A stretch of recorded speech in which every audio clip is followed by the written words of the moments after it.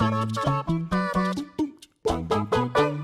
everyone, what is up? It is me, Ewan from What Culture Comics, again joined by Zoë Muskelly. Continue to be Zoë Muskelly. And it's basically been the mecca of all geek weekends. It's been San Diego Comic-Con since Thursday. I mistakenly thought that it was going to be Friday, hence why I wasn't here, and I'd left it to you and Josh to do the news, and you did a very admirable job at that. But we thought, because there was so much stuff that emerged over the weekend. We've done an MCU-specific podcast earlier today, which should be up on the channel already. But we thought we'd go through the comic-specific stuff as well, because, you know, even though Comic-Con these days is dominated by Funko Pops and the MCU, it is still about the comics, in a way. And there was loads of information that came out, even though, you know, people were saying, oh, DC weren't there. So they were talking about the comics, and also Marvel as well. And we first got our first big look at Jonathan Hickman's kind of grand plans for the X-Men, because we know that House of 10 and Powers of 10, I've been told it's not House of X or Powers of X, it's actually House of 10 and Power of 10. That's setting up the new era of X-Men comics, and then we've got a line-wide reboot that's occurring in October. And we've basically been given our first look at the creative teams that are taking shape on that project. And the first one is, of course, and this is part of the new Dawn of X series, is X-Men #1 by Hickman, and he's actually going to be joined by artist Lionel Francis Yu, who's currently been doing work on the criminally underappreciated Captain America by Ta-Nehisi Coates. Lionel Yu's a superstar of an artist, you know, it doesn't really need much more introduction. I think it makes sense that Marvel want him on the flagship, you know, X-Men comic, but the synopsis reads as follows. We took these from Polygon, by the way. They did a great write-up of all the new X-Men announcements. A new era dawns for the X-Men. The X-Men find themselves in a whole new world of possibility, and things have never been better. Humble brag. Jonathan Hickman, House of 10, Powers of 10, and Secret Wars, and superstar artist Lionel Yu, New Avengers and Captain America, revealed the saga of Cyclops and his hand-picked squad of mutant powerhouses. Now on the cover, I got very confused because I didn't know. I struggled to recognize a few of these X-Men. But there's Cyclops, Wolverine, Jean Grey, Havoc, Cable, I think maybe Hope Summers. I can't tell. I'm probably going to be told I'm wrong in the comments, and that's totally fine, because the X-Men, even though, gosh darn it, I've tried very hard to get into them over the years, it just never keeps happening. And then also Corsair, who, again, I was like, who? I want to say Corsair. So, to be fair, as I raised to you, Corsair shouldn't look as young as he does. I think there is some higgledy-wiggledy, timey stuff going on with House of 10 and Powers of 10. But yeah, it looks really good. Definitely one to keep an eye on going forward. It's the flagship X-Men comic. It's the new dawn of Marvel's mutants, and it's definitely something that I think potentially, again, going off the casual comment that was made on Friday, definitely more casual fans can get into this. I think it's Marvel have chosen the perfect time to do this a few years in advance of the X-Men making their debut in the MCU. And yeah, of all the people they could get to do this, Hickman makes the most sense, because he's likened the series here, and I quote, to what Bendis did in Avengers Disassembled. And he said that I came up with what I thought was wrong or tired or needed changing, and we came up with this. So, you know, it's a complete divergence from what we've seen before. X-Men editor Jordan D. White was saying that, you know, for the past 10 years, the X-Men's all been about extinction and them trying to avoid extinction. So they're going for something completely different here. And it's interesting. What do you think of him being centered around Cyclops?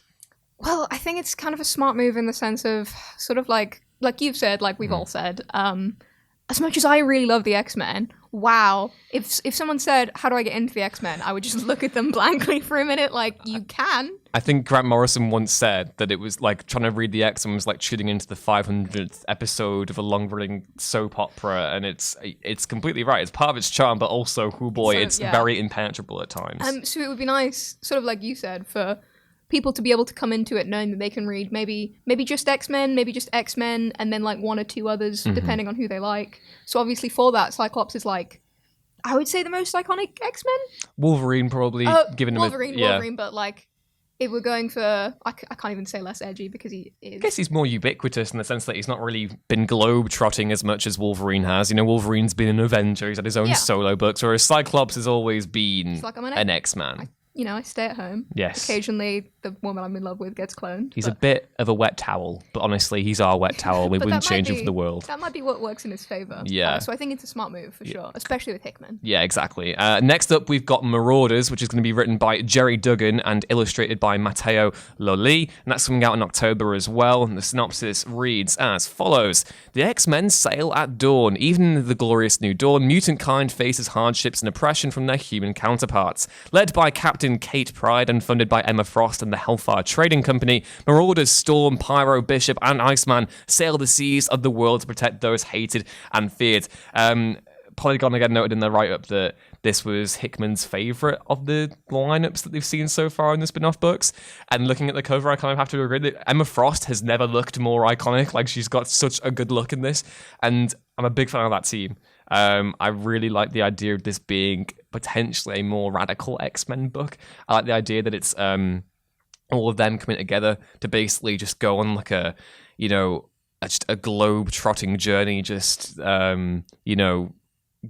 getting all these different people and just going from there. I'm a big fan of that. Yeah, well, I think sometimes the X-Men can be a little bit too base-based, if that makes sense. Because it's always basically like, we all hang out at Charles Xavier's house, and then sometimes we go and rescue people. Whereas for this, it would be nice to have a radical group that aren't like crazy, murderous, evil radical, but are just like, we need to go help these poor like people who are like us. Yeah. And then moving on to my favorite of all the spin-off comics, I want to say, Excalibur, which is going to be written by Teenie Howard and drawn by Marcus Toe. And we've also had a really good cover by Mahmoud Al-Azra, who did the art for X-Men Red, which again is my favorite X-Men comic that we've read recently. But again, the synopsis reads as follows.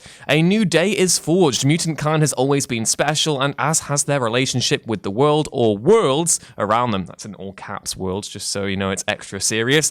As this new era dawns, a new connection forms between mutants and the magic of the world and that of Otherworld. Can the new Captain Britain forge a new way through the chaos with her companions Rogue, Gambit, Jubilee, Rictor, and Apocalypse? Dun, dun, dun. And obviously the big takeaway there is that Betsy, not Brian, is now Captain America. And she's not in her weird... kind of I'm a white woman trapped in the body of an Asian woman gimmick that they had for a while. So again, I'm very excited to see a new Captain Britain. I'm as much as I love our Brian, I kind of just want to see like someone else take on the mantle. Yeah. And again, the cover looks great. Excalibur is one of the old X-Men books that I really enjoyed because you had Nightcrawler on there as well.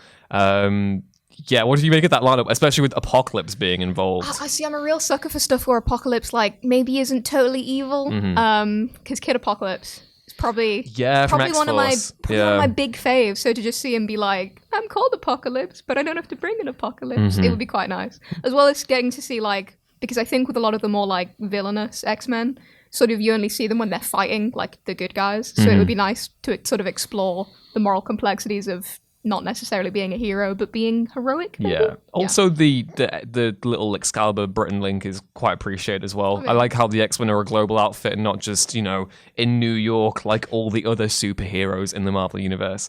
But moving on after that, we've got another Hickman-fronted X-Men title, this time co-written by Ed Brisson, and it's called New Mutants, which, again, you won't need any reminding of how seminal that series was to the X-Men back in the 80s and 90s. And the art is going to be by Rod Rice. The next generation claims the future. The classic New Mutants, Sunspot, Wolfsbane, Mirage, Karma Magic, and Cypher, get together with a few new friends, Chamber and Mondo, to seek out their missing member and share the good news. A mission that takes them into space alongside the Starjammers, which is, X-Men in space. Like, what's not to love about X-Men in space? I'm a big fan of that. And also, magic is really, really cool. Any X-Man that has a sword, Nightcrawler, magic. There are others, I'm sure. I'm a big fan.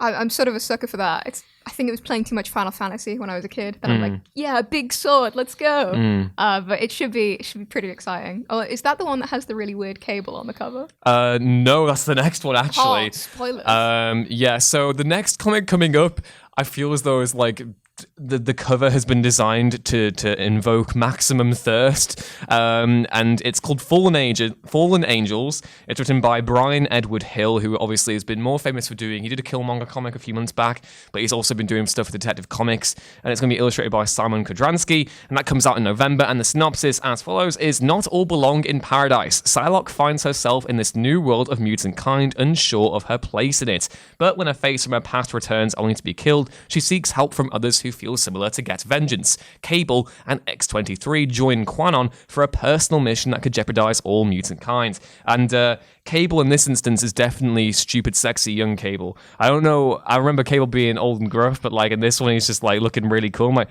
how did you get so cool? You're like, I think that's why he was so great. You're like the zenith of 90s cringe, and now you're like, oh wow, you're really cool now. Not like the same way that DC tried to do it with Lobo when they tried to make him young and sexy, which was really weird. Now they've done it by aging Superboy up, and it's like, stop giving people leather jackets and pretending it's a personality trait. Yeah. It's an interesting one. The cover for that has a different Psylocke to Betsy Braddock, so I'm curious to see if they split them up, which would be interesting. And then the last one, which again is, I think people might overlook this one, and it's out of all the, whereas the other ones, apart from Excalibur, where the creative team is really the reason why I'm super hyped for it, X-Force is being written by Benjamin Percy, who had a really, really good stint on Green Arrow in DC Rebirth, and it's great that I'm sad for on DC's behalf because he was really good, but yeah, he's joining Marvel now to do X-Force alongside Joshua Cassara, and again, X-Force, I kind of got my gateway into reading X-Men through the Rick Remender, Jerome Pena X-Force series, which was the Kid Apocalypse stuff with Phantom X and Deadpool and all that. But anyway, the cost of the future isn't cheap. X-Force is the CIA of the mutant world, one half intelligence branch, and one half special ops. Beast, Jean Grey, and Sage on one side, Wolverine, Kid Omega, and Domino on the other. In the perfect world, there'd be no need for an X-Force. We're not there yet. So, again, I like the idea of taking the X-Force allegory of them being this, Black Ops wet work outfit, and then having the intelligence angle mixed in, because I'm sure there's going to be some confrontation between, Beast and Wolverine. And I think that's pretty funny how they've kind of got all the half-cocked angry people on the field doing the field work, and you've got the covert intelligence people kind of working behind the scenes. It's sort of just grabbing all the devils without a cause and being like, here's your cause. Get to it. I'm very excited to see Kid Omega. For some reason, I don't know, very powerful children. It's like, will they murder everyone or will they do the thing? Let's go. Yeah. I mean, it's crazy, the amount of interesting series they've just managed to drop on us in one fell swoop. I literally didn't think it would be possible to be excited about all the separate X-Men titles, but I don't know, there's one you've said that I've been like, Yeah, my wallet is terrified of me right now. It's like every time I list up a new title, it's like, oh no, no more. Because there's all the DC stuff obviously coming out in October as well, which they announced before Comic-Con, I think, to get ahead of the news explosion that kind of, came for Hall H. But yeah, X-Men sounds really good as usual. I think House of 10 and Powers of 10 release later this month and then into early August as well. So very curious to see how that, pans out. And, it's another case of one of those reboots where even though I imagine longtime fans might feel a little bit chagrined to kind of, learn about it. The Matthew Rosenberg, I've heard, has been doing very, very good stuff on the X-Men as of late. He's killed off pretty much all of them, but they're all being brought back a few months later. So yeah, I'm very... Off the top of your head, which of those do you think sounds the best?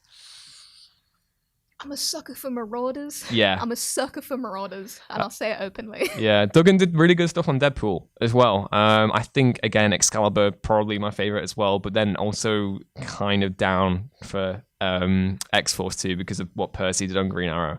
He got Green Arrow back, boys, so I'm looking forward to this one as well. But yeah, that was pretty much the major Marvel news. They didn't really focus too much on other comics coming out. It was definitely, this was the X-Men's time to shine, so to speak.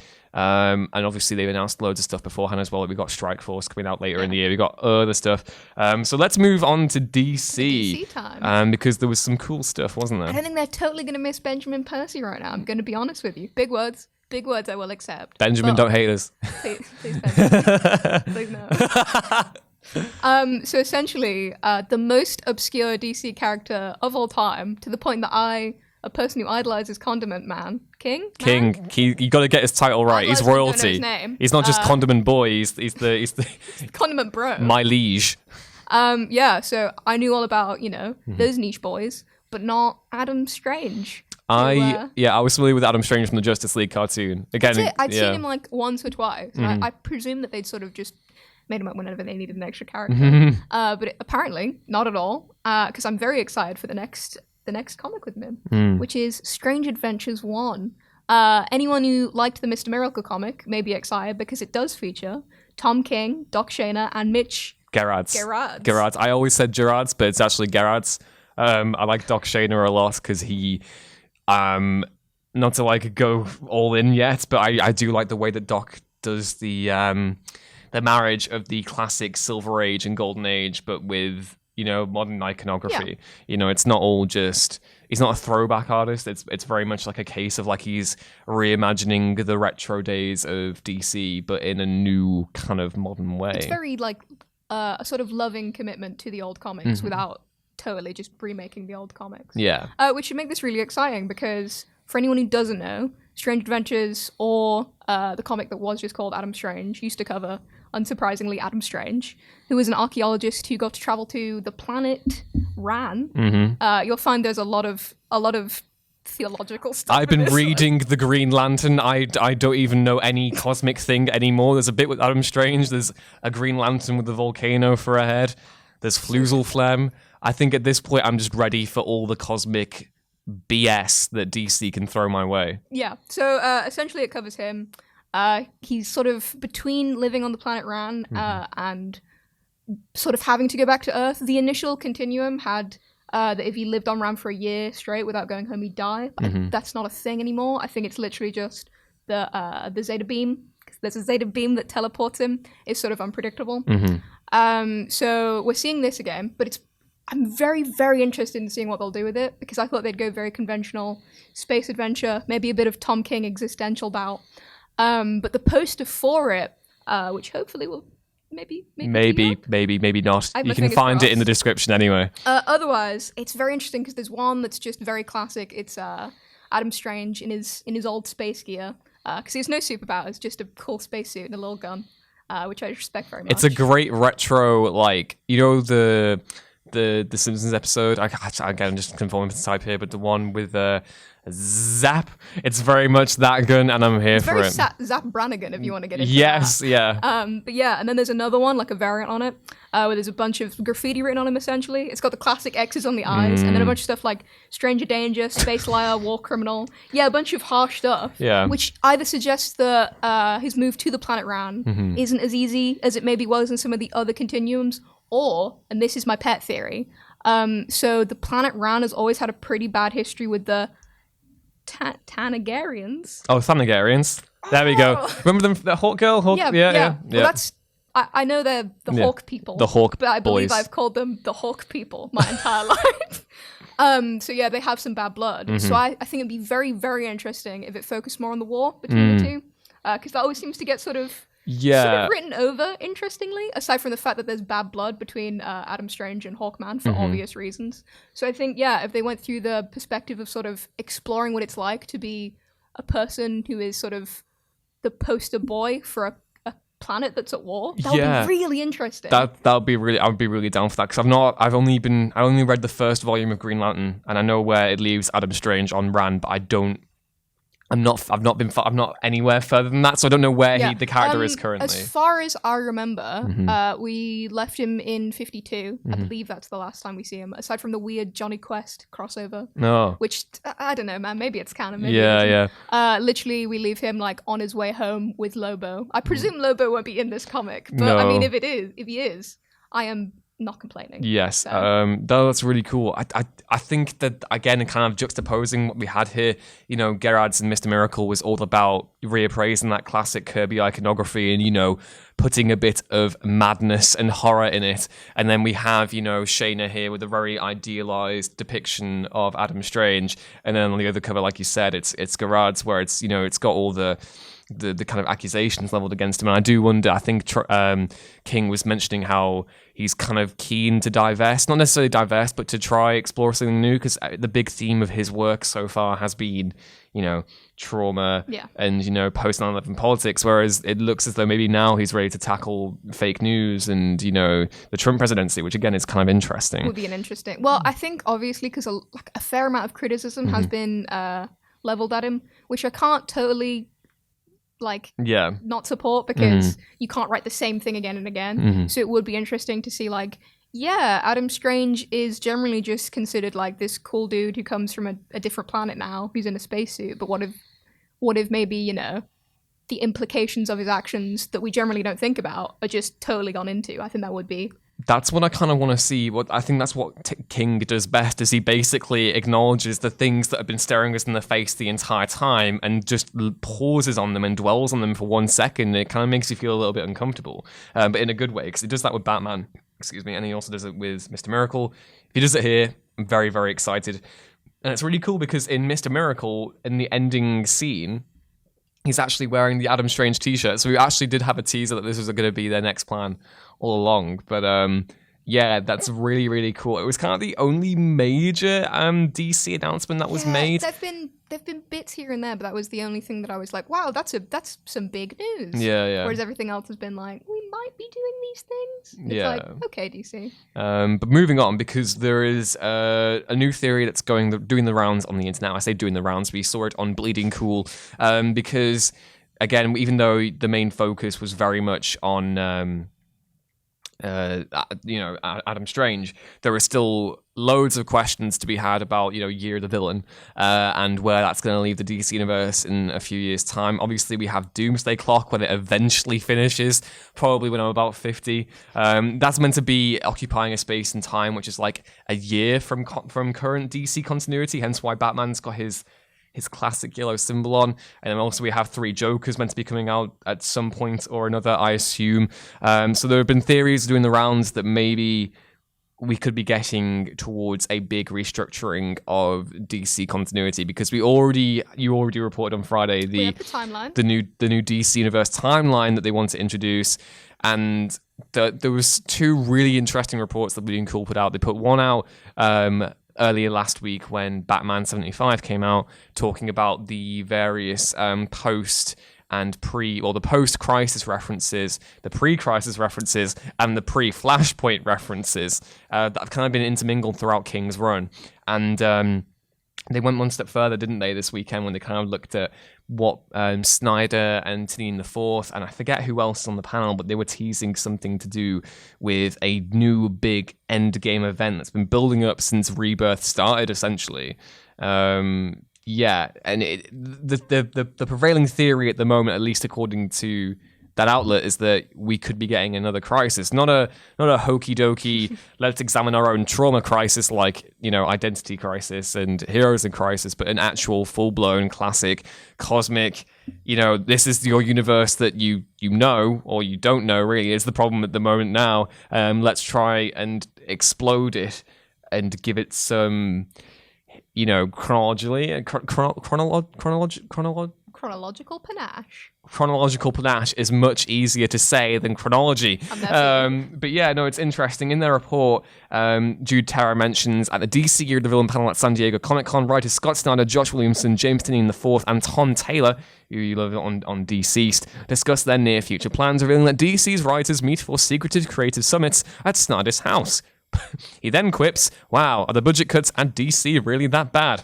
Additionally, it seems that Year of the Villain is just setting the stage for an even bigger DC event in 2020, billed as an endgame and a true ending to all the bad stuff that's been going on in DC's superhero books. That event will be announced later this year, and they go on to mention both Doomsday Clock and 3 Jokers, and then the timeline stuff from the other day. So, how would you feel about another Crisis? I feel like I've got my tinfoil hat back on. Mm-hmm. I feel like we're doing... I mean, Event Leviathan pretty much kicked things off, didn't it? So, Essentially. full-blown conspiracy. I think the really interesting thing, or at least the thing I'm hoping, even though it may be hoping against logic, Mm-hmm. is that any kind of crisis will actually be one that's not just immediately rewritten, Mm-hmm. because that's an unfortunate trend that we have for a lot of these big events, is they happen, they're amazing, and they change the universe.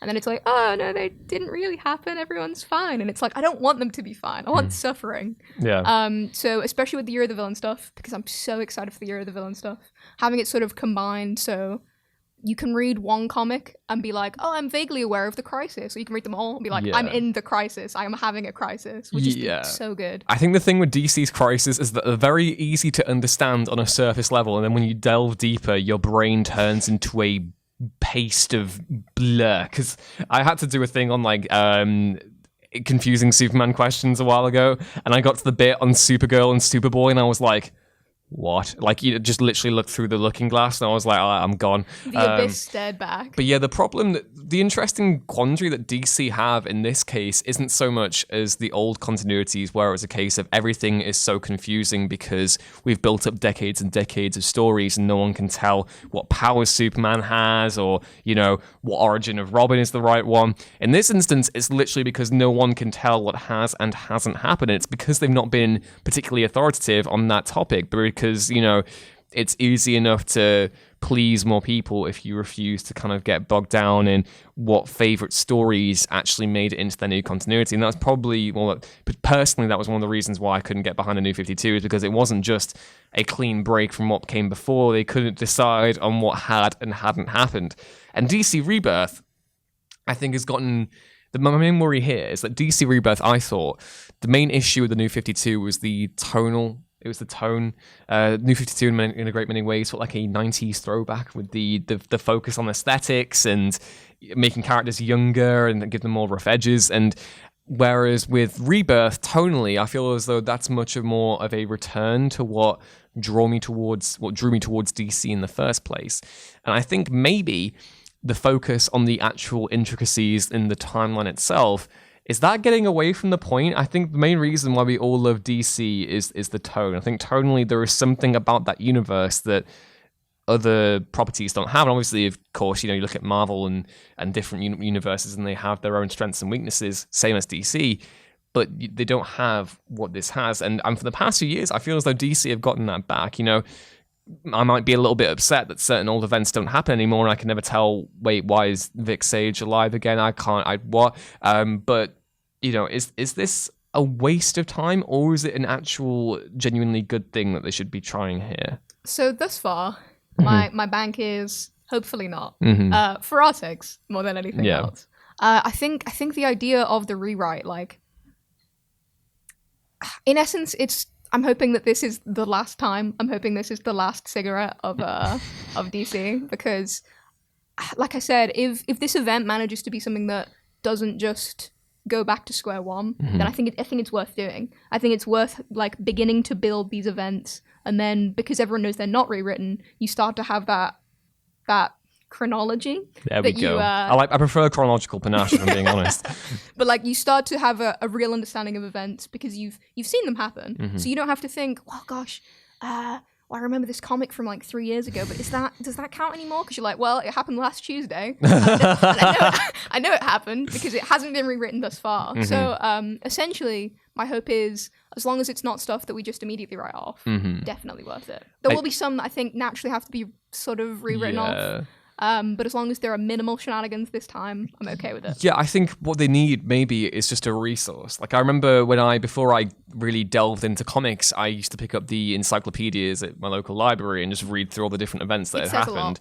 And there are still, I guess, there are certain you look at, I know I said just before that the question with DC these days is really a sense of tonality and, the main problem at the moment that they've found is that they can't decide what is and isn't canon and no one knows how it exists, is that they do sometimes have that occasional pre-crisis quandary where you look at a character like Superman now, which is a marriage of the classic pre-Flashpoint Superman somehow and the new 52 Superman to create one Superman. One super Superman. One super duper man. So yeah, I think maybe it is necessary. I definitely think, even though everyone will probably roll their eyes and you're like, oh, another one. Oh, okay.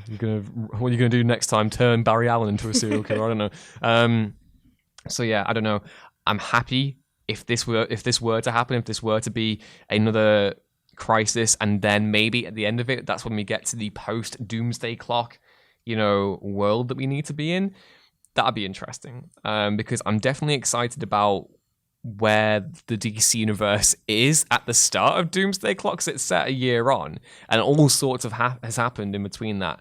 So it might be interesting, actually, if we come back in a year or so's time, and Doomsday Clock is actually the start of this new universe, which could be a thing. And then we see exactly how wrong I am on my theories. Maybe. But yes, that was the What Culture Comics look at San Diego Comic-Con 2019 and all the comics announcements that were made over the weekend, or maybe not all of them, but the coolest ones at that. Be sure to like, share, and subscribe if you haven't already, and head back on over to whatculture.com/comics for more list news and articles like this every day. As always, I've been Ewan. I just boot the microphone with my nose, but I don't care. You can follow me on Twitter at Ewan Ruins Things, and I've been joined, as always, by Zoe. Still Zoe, and I didn't hit the microphone, and you can find me on Twitter at Zemmascal. Literally better than me in every way. But anyway, see you next time. Bye. Bye.